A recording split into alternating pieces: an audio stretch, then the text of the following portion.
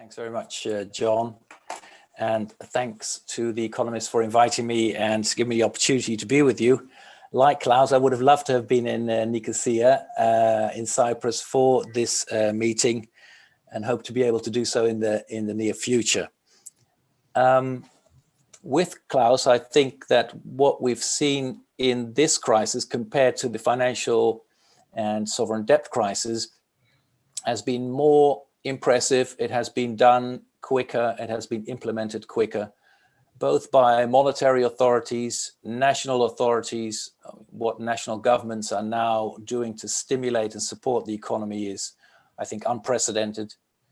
And also at the European level, and Klaus already mentioned all the different instruments and funds that are being used and are put ready to be used throughout the EU. Let me underline from Klaus's speech two elements which I think I've done a lot of work on them in my time, but I think they're still extremely urgent. One is to complete the banking union. And there's a lot of misunderstanding also in the north, in the Netherlands and in Germany, about the completion of the banking union, because people feel it's about sharing risks and they will become responsible for bad risks. I think the key importance right now is to allow a full restructuring of the European banking sector across border. And in order to be able to do that and to allow that consolidation process to take place, having a completed banking union, including an EDIS, would be crucial. So this is also very much in the interest of the banking sectors in all of our countries. Now, the second point I would like to underline is the capital markets union. It's become a very technocratic project. It doesn't have the swagger that the banking union in its early days did, but it is very important. Just think back in the financial crisis, how the banking crisis hit Europe much harder and longer than it did in the US. And this has everything to do with the fact that Europe is very, very bank dependent. The economy of Europe is still financed for about 80%, 75% from banks and bank loans, which creates a completely different kind of investment climate.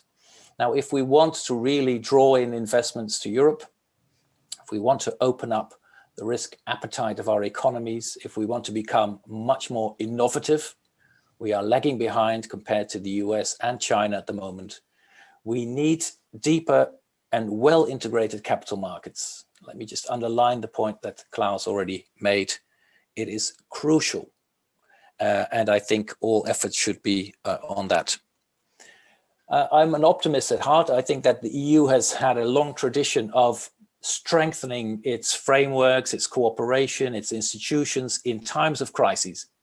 So this, again, is a crisis which allows for next steps.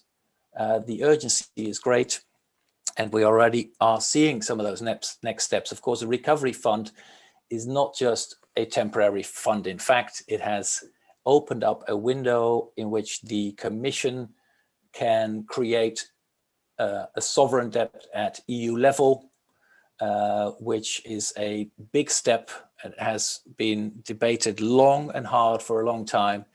So it's really quite an important step that's been taken here.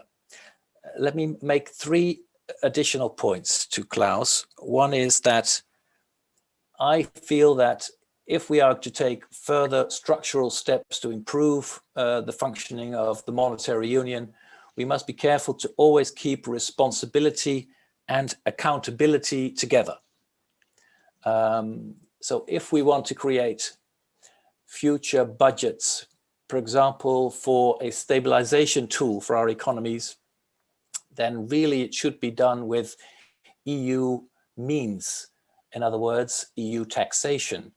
There is an opening now in the recent agreement linked to the recovery fund, and that opening should really be used.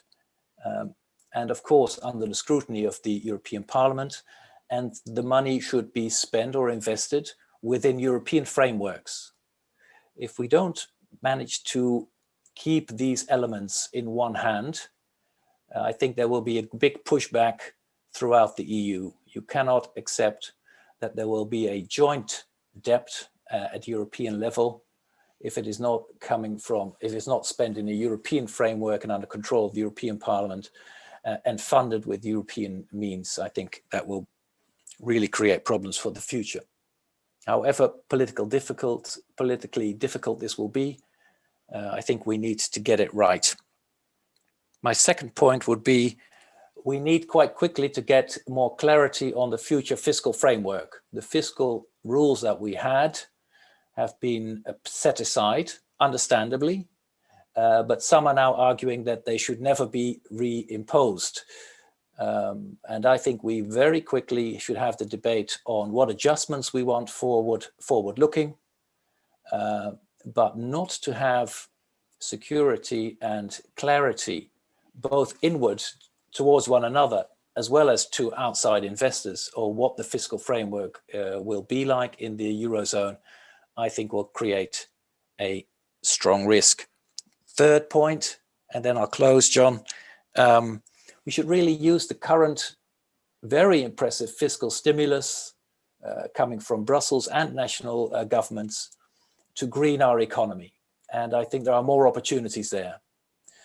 Certainly some national spending is not being used to restructure the economy. It's basically, in some countries, mainly used to maintain the old economy. And also the Commission has done very good work, of course, in the Green Deal and greening some of the funds that are being made available. But I would argue that also within the state aid framework, the Commission could demand more restructuring of the economy, of course, towards a sustainable economy that we badly need. Thank you, John.